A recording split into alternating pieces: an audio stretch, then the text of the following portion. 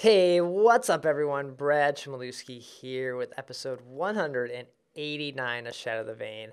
I've got idmonfish joining me once again.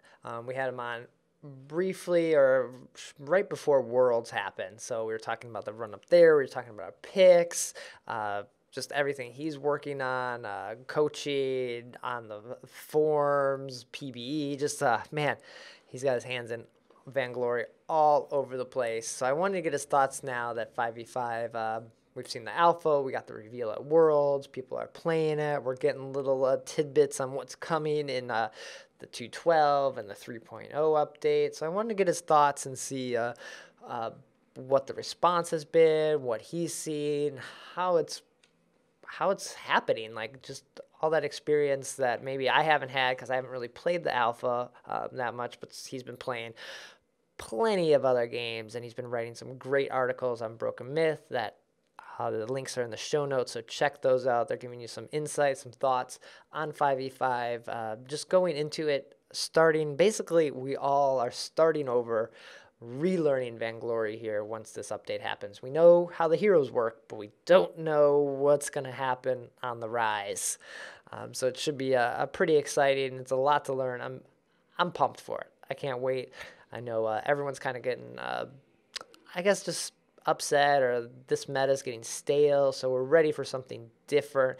I know, making videos and putting them up on the YouTube channel like every day, I'm going through the different heroes, and I'm noticing people are just playing a lot more random stuff because now 3v3 doesn't matter. It's all about that 5v5. Everyone just seems like they're just goofing around a little more rather than ranking. So the meta has even shifted even more in 3v3 right now. So as 5v5 is going to be a big change.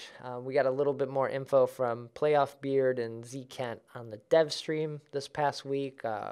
Some thoughts on maybe some Koshka changes that could be in the works. Lots of neat stuff. They have to rebalance or think about the heroes, how they affect 3v3 and 5v5. That's going to be a huge challenge for the balance team and the devs because it involves like reprogramming and working on stuff there. But let's do it. Let's jump into 189. Shatter the Vain.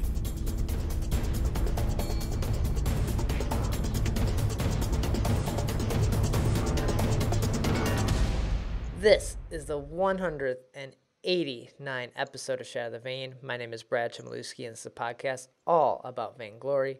Every week, I try to break down the news, gameplay, game tips, and hopefully we can all become better players together. And every week, bringing on people from the community, people that love this game, support it. And this week, I'm joined once again by idmonfish. Welcome. Hi. Did I mess up the name again? Yeah. I even went back and listened earlier. I was like, how did we say it? And I knew I'd mess it up. Yeah. So it's idmonfish. Idmonfish. That's right. Idmonfish. Well, yeah, I listened back to the old episode and it didn't help, but you were on short or a little bit before Worlds happened. So we were talking leading up to that. But if people missed that, you want to give a little introduction on who you are? So I'm a soon-to-be ex-forum moderator. I'm a PBE member. I coach Renegades who played in the 5v5 show match, and I don't know, I do other stuff as well in my supposedly spare time. Okay, nice. Well, I know we had talked about getting you on shortly after Worlds to kind of get like a recap of what happened and maybe chat about 5v5. It's now been a few months for that, but I think it's still a good time to talk about it because 5v5 hasn't launched and we're in this, I guess, good lull of things, right?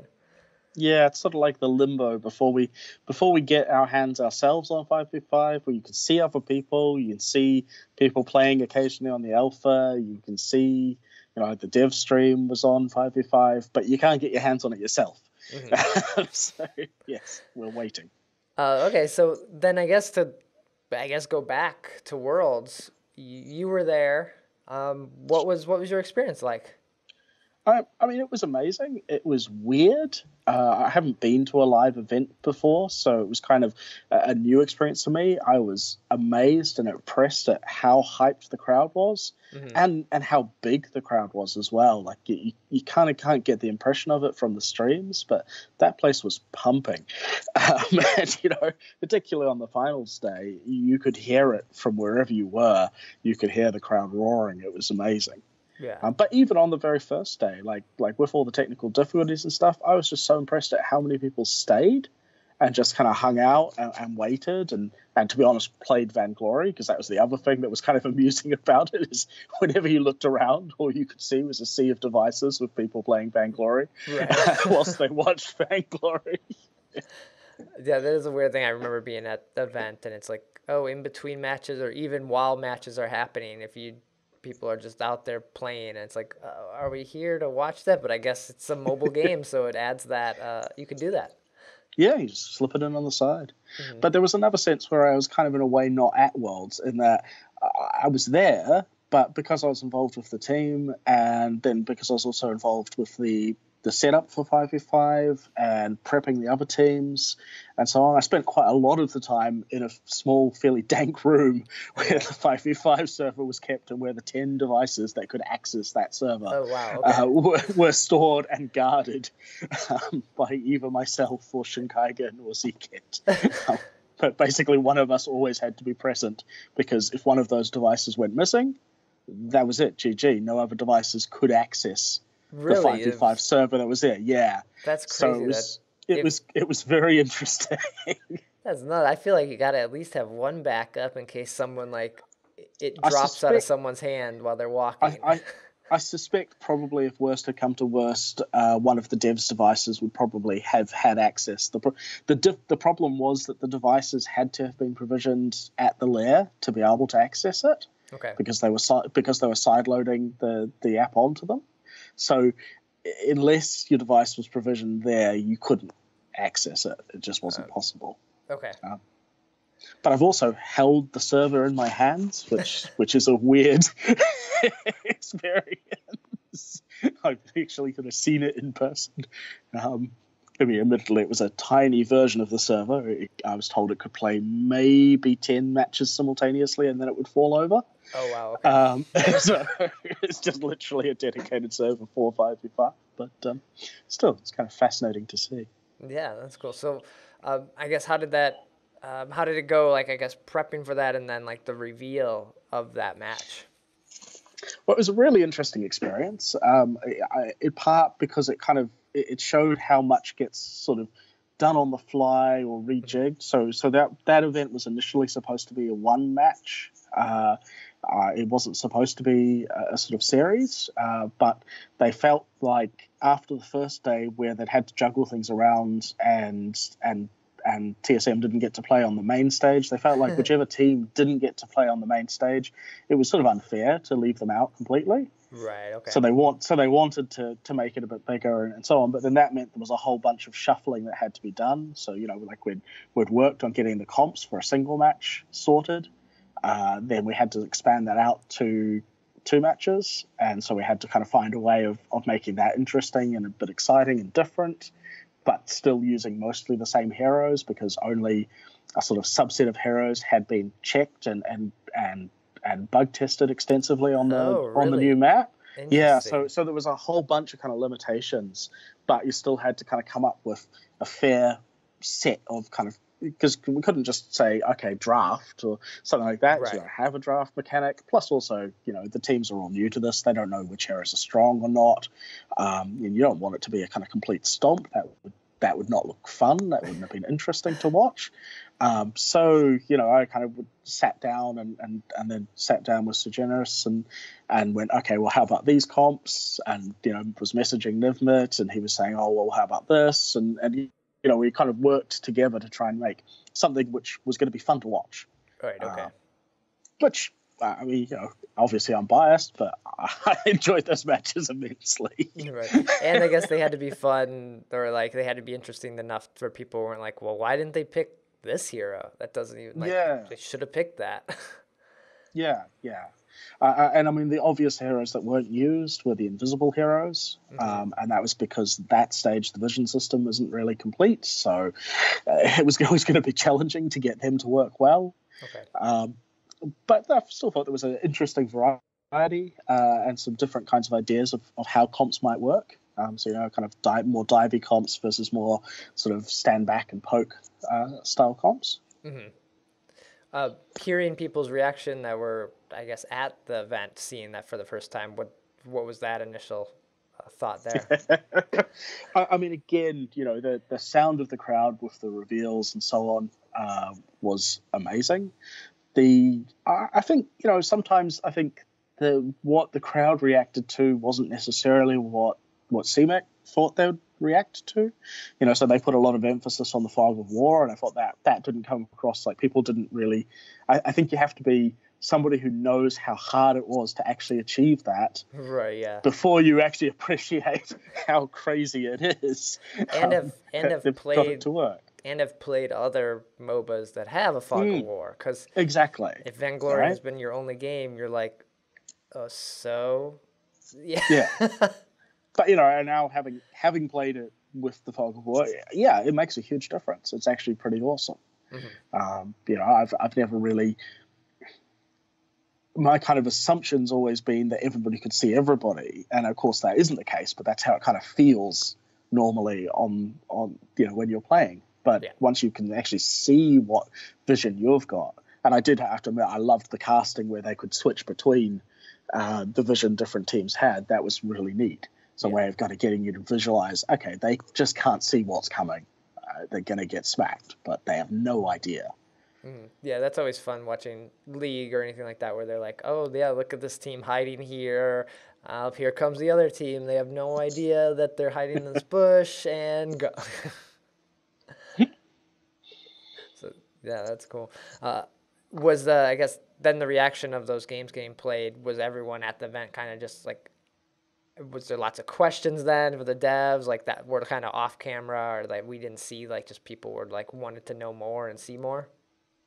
I mean, certainly there was some of that, and people who could pigeonhole devs were definitely talking to them about it. But I think also, in a way, that was our kind of first taste, and it was quite satisfying.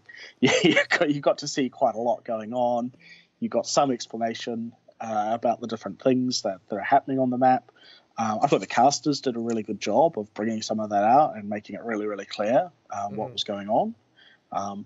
So yeah, it was quite fun to watch. I was watching it from the sides, so I was kind of behind. If you think of those big screens that are at the side of the stage, I'm basically standing behind one of those screens, watching the players and watching the map. And yeah, it was definitely a very interesting experience. But the prepping was also very, very interesting because what we had was a bunch of players who hadn't had much experience at all with the 5v5 map. I'd had maybe 6 weeks or so of playing it in PBE. Renegades players had access. Some of them had access for maybe up to a month, but none of them had played. None of them had time to play very much because it was timed perfectly with exams. Right.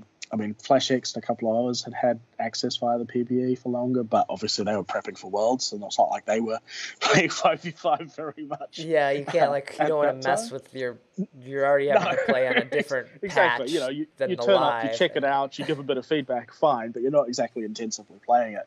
So all of those teams were pretty unprepared. They kind of found out relatively close that that's what was happening, that's what they were doing, and they went for it. And it was very interesting to both watch them evolve. So watching the scrims between Renegades and them and between each other was really interesting because initially those scrims were just stomps. First couple of games, complete stomps. But it was also really interesting to see how fast they learned. You could just see the different level that pro players are actually on in terms of how quickly they would pick up and pick up strategies, pick up tactics, and then use them. Yeah, because the only knowledge you have going into it is if you've played another 5v5 MOBA, and then you take your Vainglory ideas like, okay, I know these heroes can do this and this, so do these tactics work? And yeah, so it takes testing and representation on there. Yeah. Awesome. And as a kind of personal thing that I love, was my favorite moment of watching the scrims was when I was in the room with Froxamata and they were playing against Renegades and they got an ace and they all said "Nice-oo." I was like, yes, thank you. That's my teammate. I'm done here. That's awesome. So then how did, I guess, how's 5v5 been going moving forward? Have you played any of the updates and seen these changes like get put in there? Like, does it feel like miles ahead of what everyone saw in the alpha and, on the stage? Yeah, I mean, obviously, I can't speak to details, but I'm in the PB, and yeah, everything's progressing. Obviously, it's always 2 steps forward, 1 step backwards. They try different things. They work sometimes. They don't work other times. But overall, I mean, I guess put it this way: I'm somebody who used to be Sunlight level 50 every patch. Every season, and since we've been testing 5v5 and so on, I'm Sunlight level 10 on my main that right much, now. That much testing, that much 5v5. Okay. Yeah, and it's a very different experience, but in a lot of ways, I've discovered there was stuff I never knew I missed about Vainglory that now makes it that the 3v3 is still fun, but it feels easy comparatively in a way that it didn't used to feel easy. It used to feel really, really challenging. But now I'm just kind of going, oh yeah, it's just one lane. I don't have to worry about backdoors. I don't have to think about, how the minion waves are being managed. I don't have to worry about whether they're taking Black Claw. I don't, there's all of this stuff that isn't there. Right. So yeah, no, but it's great. I'm looking forward to people getting their hands actually on it properly when with the golden tickets, and then I'm even looking forward even more to the public getting their hands on it in 3.0. Yeah, I know they had showed off the, I guess, FreeRoaming Camera a little bit on the last dev stream. Has that been something you take advantage of or use, or is it still personally no? I mean, I can see why it's useful. I still find the interface for it just a little awkward. I think it probably works best if you come from an environment where that's what you standardly use. So if you come from a kind of a PC MOBA background, you'll probably think that that's amazing and it's really useful because it's a way you think about it. But for me, I'm so used to using the minimap to pan that I don't really need the ability to kind of move the view like that. Okay. So I might use it occasionally if I'm trying to line up an ult or something like that. It sometimes feels a little less awkward, but most part of the time I haven't really used it. Okay, because I feel like people are gonna like gravitate towards it as like, this is great, and other people are gonna be like, nah, I'm good with the old way. Yeah, and I like that they're putting in options. Like that. So, I like the idea that you get to play the way you feel like playing, and it's up to you to take advantage of that or not, but it's up to you. It's not just dictated by the design. Sure, okay. So do you feel like 5v5 is going to, I'll say, like, do what SEMC wants to do, like just pull in the audience, get people excited again? I know there's just, people are ready for it because there's just a mix of just reviews and thoughts and opinions in the community that people are just have lost faith and just are ready for this. So I'm sure. Now that you've played it, do you feel like it's going to be this big milestone for them? I mean, I think it is going to be a huge milestone. I think it is fundamentally a better game. It's more fun. It's more intense. It's there's been some crazy clutch moments. Already we've seen wonderful backdoors and some amazing kind of last second takes and stuff like that, and some crazy combinations where you get chains of CC happening, which you just can't see on the 3v3 map because you don't have enough players for it to happen. So I think that's going to be great.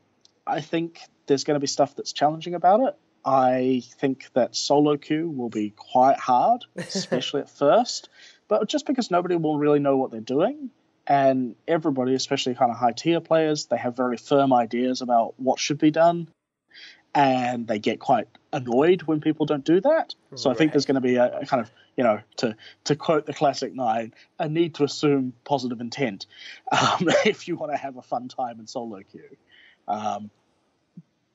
So I think that will be a challenge. I don't know whether it will achieve the kinds of numbers that some people have talked about. So I don't know if Vainglory will be at the same kind of user base level as Mobile Legends or AOV can achieve.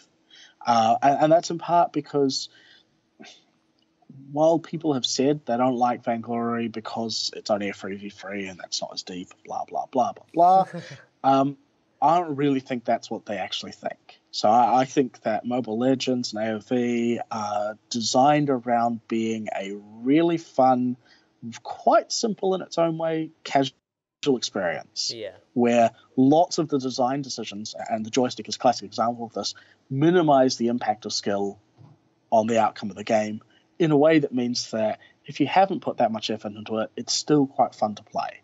Yeah. Whereas Vainglory, in contrast, is not very compromising about stuff. Their tendency is to go for, let's make this so that skill, knowledge, judgment has as much impact as possible rather than as little impact as possible. So, I think that certainly people will try Vainglory. Some will love it. I think that it is going to be, without a doubt, the best sort of competitive MOBA on mobile, and I think it will get recognized as that, and I think it will dominate esports in that sense. But I don't know whether it will command the same kind of player base. Mm-hmm. Yeah, I feel like you're right about the fun factor of those other games. That's something maybe I've not talked about enough, or mentioned it from hear from other people, because the game is set up to look like League of Legends and function just like it. Vainglory may be pulling ideas from it now, but they're trying to make it their own. But when you have a game that's set up, the map is the exact same, it functions the same for the most part, and then you have fun heroes like you have Batman and Wonder Woman in the game. That's made for you to have fun with the game. It's not meant to be that competitive advantage of Batman in here, because that's just going to confuse, I guess, an audience that's watching. If the game ever got big enough, they're like, wait, why is Batman in this game? Yeah, exactly.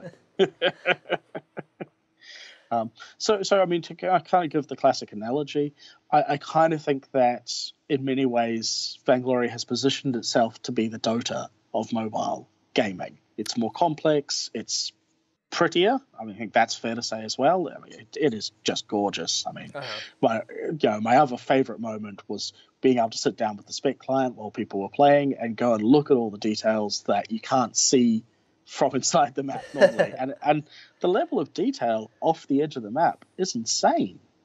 It's amazing. What if you just scroll around to those edges where you're never going to see as a player, because you can't get over the edge. But there's layers and layers of buildings down there. There's ornate, temples, and it's amazing how much work has been put into just the stuff that you can almost see in the background when you're playing, and stuff like that river and the waterfall. That's I could sit there for a whole game and just watch that. What are you guys doing? It doesn't matter.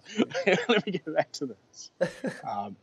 And the feeling when the dragon swoops in for the first time, my favorite PvE experiences with it is that every time a new person joins, you'd have this moment in the game where the dragon comes onto the fold onto the rise for the first time, and they're just like, "What the heck was that?" Because it sort of swoops in and over the lane and down to where it goes. Oh wow, okay. Yeah, I haven't had much experience with it. I haven't really had a chance to jump into that alpha and play much of it yet. Yeah. Very cool. Do you think, I guess, is Super Evil Megacorp ready for this? We're seeing a lot of stuff with the community managers and things like that, like with Italy and Germany, people leaving, and we're going to talk about the forums here in a minute. But do you think they, as a staff, are ready for, I guess, just the thoughts behind 5v5? Because keeping up with 3v3 and the brawl mode seems like a task that they are having trouble handling sometimes. And I think there's going to be a challenge. I think particularly,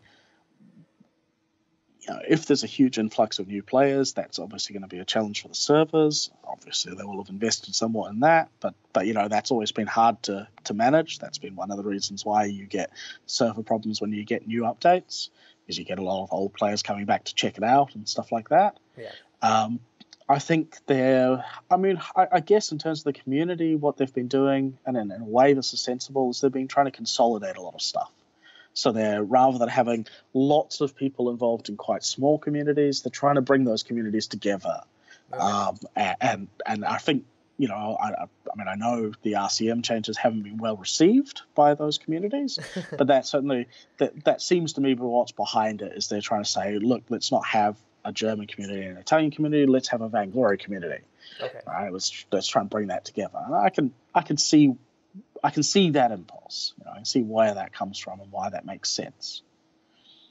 Yeah, I know 5v5 adds, like you said, new challenges, new thoughts to the solo queue experience, and people complaining about what's happening or just requests, and I just have a feeling that's going to increase a lot. So hopefully they are prepared for that. Like, their knowledge of the game, most of the people who now work there started with this 3v3 side, and they sometimes don't get to play as much because they are focused on building the company. So now their knowledge of the game is completely gone, and they have to relearn what's happening a little bit. But at the same time, so do all the rest of us. This is the thing. Like, I've got, I have the series of articles that I'm publishing on Broken Myth at the moment on 5v5, but that's just based on my time playing in the PBE. Okay, we've probably done over 1,000 matches, probably more, but that's still a tiny drop in the bucket. Yeah. Compared to what people will learn, and we will find new stuff, we'll find new strategies, we'll find ways to break it. I'm quite sure about that. I'm definite that the community will find ways to make it deeply unfun for a little bit, because that's it's what people do. They find strategies that are optimal. They find ways of doing things that nobody expected, and then they abuse them because what are you going to do with it? That's what happens.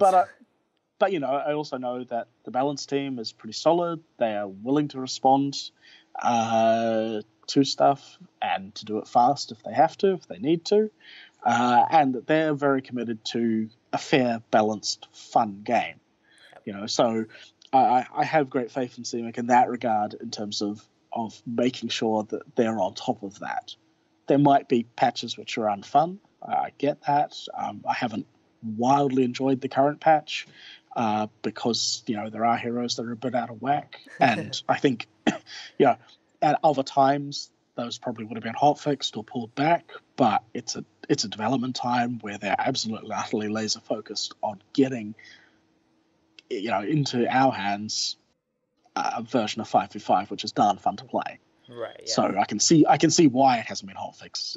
Varia in particular is crazy. Yeah. Well, if anyone even gets to play her, I guess if you're playing ranked. Well, yeah, that's hotness. Right. You don't even get to see her. So.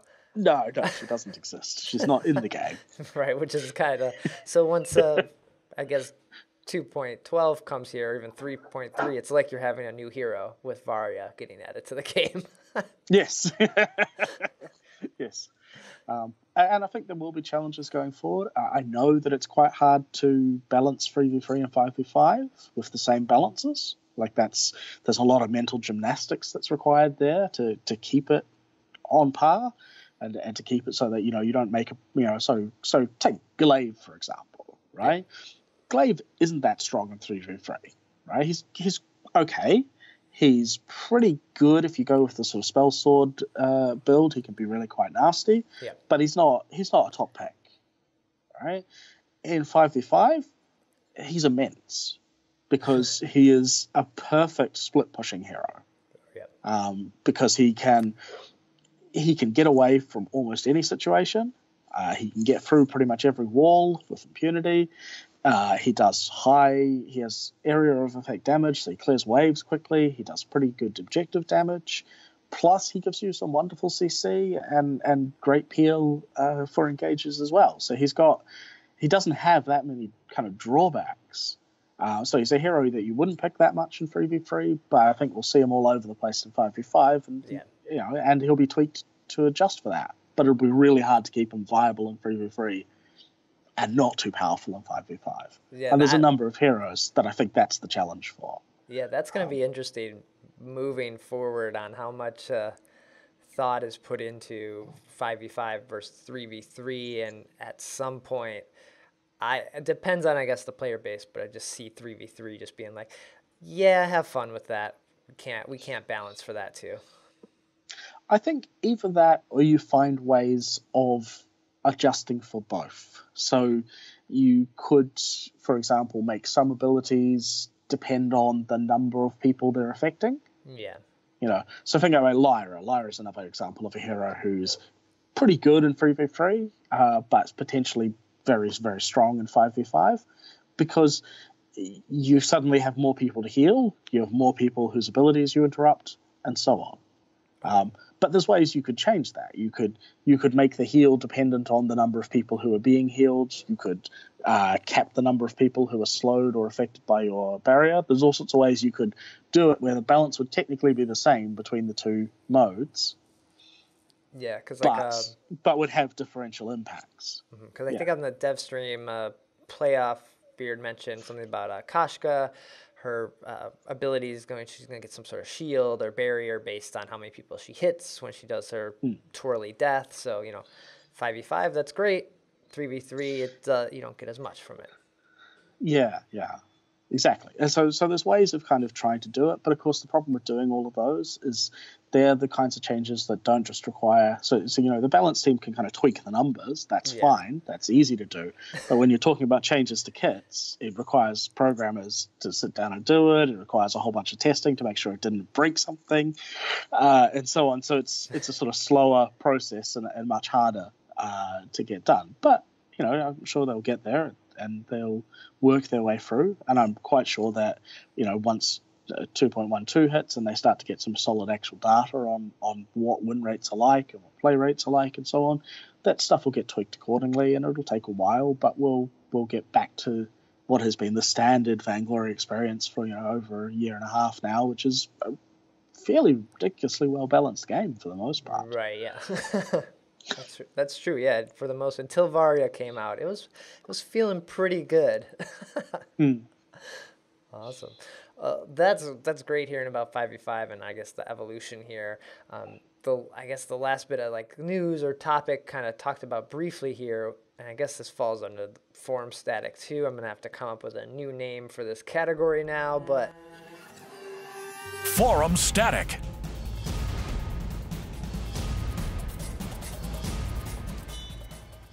Forums are closing, and this was announced shortly before us recording this, so it's good we delayed this a little bit and we're able to record, I guess, later on Monday or early Tuesday for you.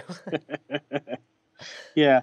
I mean, obviously as a forum moderator, I'm pretty sad about it. Yeah. It's been a place that's been home to me and home to at least a number of people through the years as the kind of first port of call for all things Vainglory.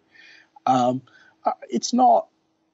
I mean, SEMC is not the only company that's done this. I mean, actually, Riot did this last year. They closed their official forums, so it's not completely unheard of to do. And I can kind of see the impulse. A lot of the audience had shifted away from forums, so a lot of people are using Discord. I mean, the Discord communities are huge. I mean, scary huge. I mean, the last time I saw numbers on the Vainglory Discord, I believe I saw at one point there was 86,000 simultaneous users. Oh wow! Okay. That's just nuts. So it was always a smaller community than that. But Riot does still have their boards where they aren't necessarily forums like we've known for a long time. They're a little different, but they still exist where people can post and comment. They're more used for announcements, not just general hey, I have a thought on this. So so And there are still long form places that exist. I mean, I guess from my perspective, one of the things that I guess is toughest is that there aren't that many kind of places where you get long form discussion of Vainglory. Right. You get blog posts and broken myth and things like that, where you get wonderful articles that are written with great analysis and so on and so forth. But there isn't that many places where you get discussion where it's backwards and forwards and you get people kind of dialoguing about it, other than these kind of verbal versions of it. There isn't really a written format of that. The closest we come is Reddit, and I quite enjoy Vainglory Reddit, but it does have its own kind of vibe and culture. It does. I don't know. To me, Reddit feels more ephemeral. It feels like it once stuff has been there, once it's off the front page, it's gone forever. Right. In a way that the Vainglory forums didn't, because the search was quite well baked in, and but again, maybe that's just because I'm used to using it. Maybe other people go back to Reddit posts that are 2 years old and go, oh yeah, this thing, and so on. I guess I'm not upset that the forums are going. I think they're a great place and a well-valued location for people to talk about it. But I went there to read stuff or just see what the general thought is. But I think for the global community, it was a great place, because Reddit is not a place everyone goes to. It's a very English-focused discussion, mostly a lot of North American people, just because that's kind of where it started. But I felt like the community on the forums, people were from all over the place, and they were okay commenting and saying stuff there versus Reddit. Yeah, and you're right. The user base is. I mean, I think if anything, the dominant user base on the forums is probably SEA. Yeah, because it's SEA, then it's NA, and then there's a smattering of. Well, there's all the foreign language forums, so it's hard to know how many foreign language users there are, because I don't see their posts and I can't read them, but they're definitely there.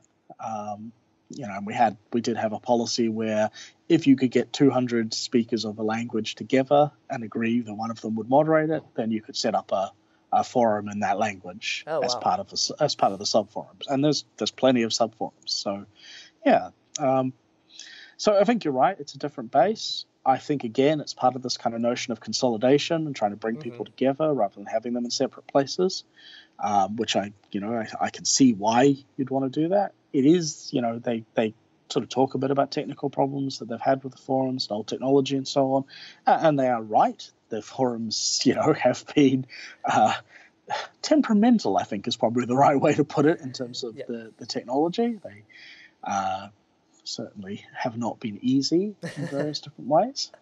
But I do still feel old tech. I guess that's the old tech. Yeah, and look, I'm a guy who likes long form writing and serious engagement in it, and so obviously it was an environment that suits me really, really well. But it also, speaking from a moderator's perspective, is also an awful lot of work. There's a lot of people who are posting crap to post crap, and that's what they do. That's how they enjoy themselves. But it's still a lot of work.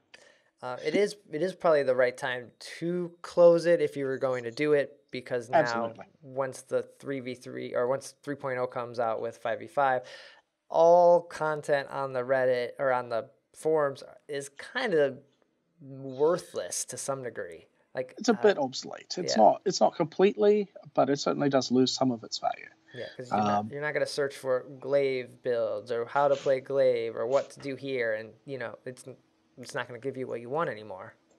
Sure.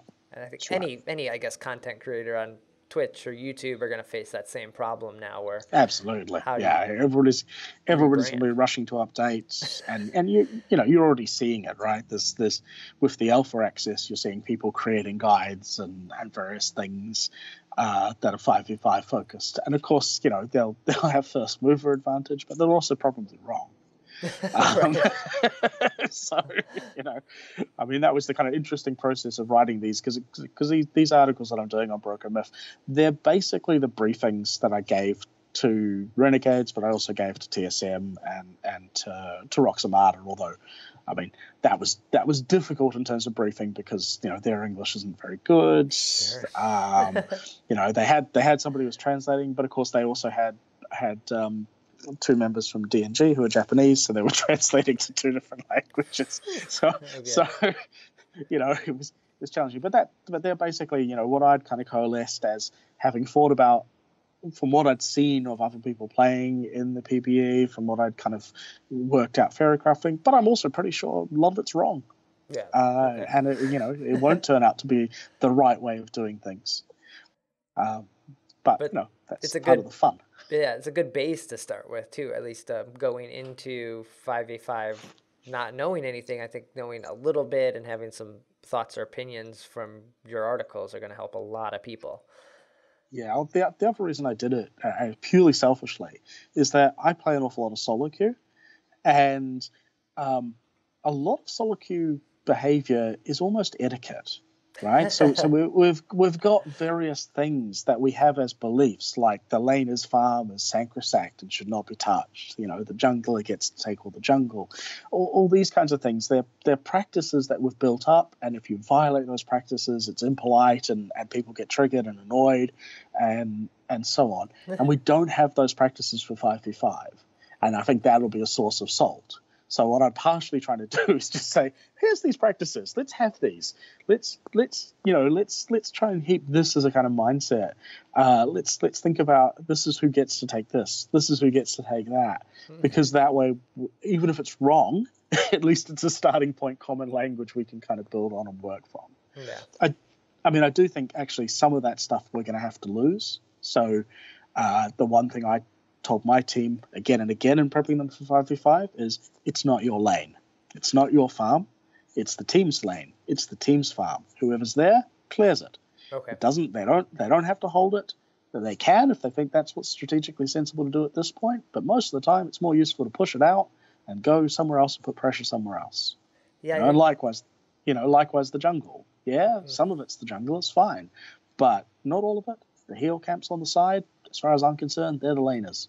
Because they need them for sustain, and they need them for levels. And if your laner doesn't take those side camps, the jungler does, your laner will end up behind in levels. Mm-hmm. They'll end up behind in sustain. They'll end up behind in farm, and they'll lose the lane. If they lose the lane, then you're lost. Yeah. So,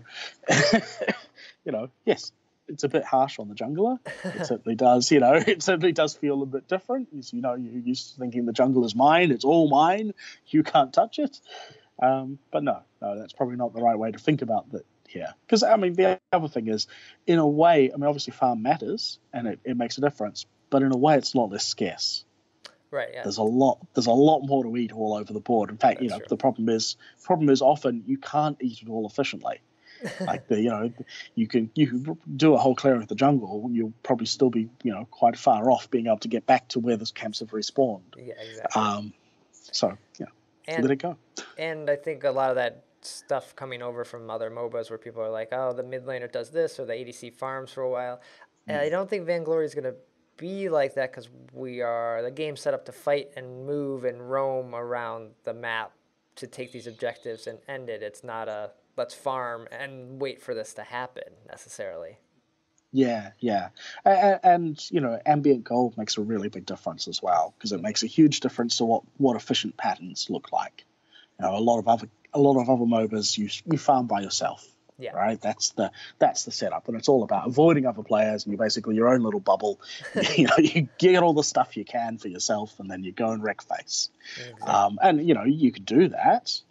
It works, but it's more efficient if you're doing it as a team, and if two of you are taking those big ticket items, because you think about the gold shell, it's the gold toad, I think it's going to be called, or whatever. It's 200 gold if you take it by yourself. If you have an ally nearby, it's 370 gold because the ally gets 170 gold.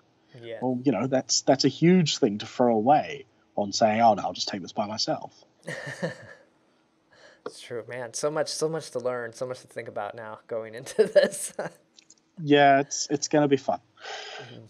Well, this was great hearing your thoughts, opinions on this. Are all the articles up on Broken Myth yet, or are they slowly nope, going two, up? two more to come. So the latest one that just came out was on the early game. Okay. The next is going to be on the mid game, and actually is my favorite article. It focuses on what people from Dota would call rat strategies. So ways of using positioning and limited knowledge of your opponents to your advantage. Split pushing, backdooring, ambushes, those kinds of things, which is what I think, it's the tactical element that 5v5 opens up. That's what was missing, as far as I'm concerned. Okay. You saw it. It does happen in 3v3, but it's often only late game. It's often quite limited in impact. Whereas you can have games of 5v5 where it's all about working your opponent has the better comp. They could take you in a fight, but you don't let them make you have a fight. Mm-hmm. You just work them. Nice. And then the last one, I assume, is the late game, right? Yeah, exactly. And then it's all about team fighting. Because one of the things I think is quite nice about the design of the map and so on is that you get this phase once the first turrets are down. You get this kind of phase where split pushing and those kinds of strategies work really well because you've got this limited information that the opponents have. Okay. But once the next set of turrets get down, once you're getting to that kind of final part of the game, split pushing becomes quite risky. Because it involves a single person extending very, very far into the enemy area in a fairly predictable fashion, so they can kind of react and shut you down and so on. So you can get an advantage by it, but it's really hard to finish out the game doing it. You tend to have to win fights to actually kind of take the game, which I quite like because it's quite unsatisfying when you're playing against people who are really good at split pushing, when they just split push you to death and you never actually get to fight them because every time you try and engage, they slip away. So it's quite nice that you kind of need to actually have at least a couple of significant engagements to really try and close out the game. Okay.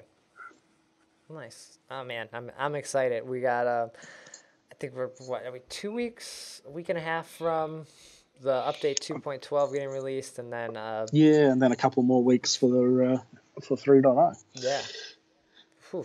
So I think everyone's excited. Everyone's like you said, done with this meta, done with this patch we're currently on. So ready for anything different is something at this point. Yep. Just chanting 5v5, 5v5. So I'll make sure I put the links to the current Broken Myth post into the show notes here in the description. But where can people find you? I guess reach out if they have any questions on 5v5 or even Worlds. Twitter, Reddit, Discord, wherever I tend to pop up. Okay. Always under idmonfish or idmonfish or however you want to pronounce it. Awesome. Well, yeah, thanks again, everyone. I'll be back with episode 190 here next week. Hopefully we'll have all the info on 112 at that point, and we'll be ready to play it. So thanks for listening, and take care.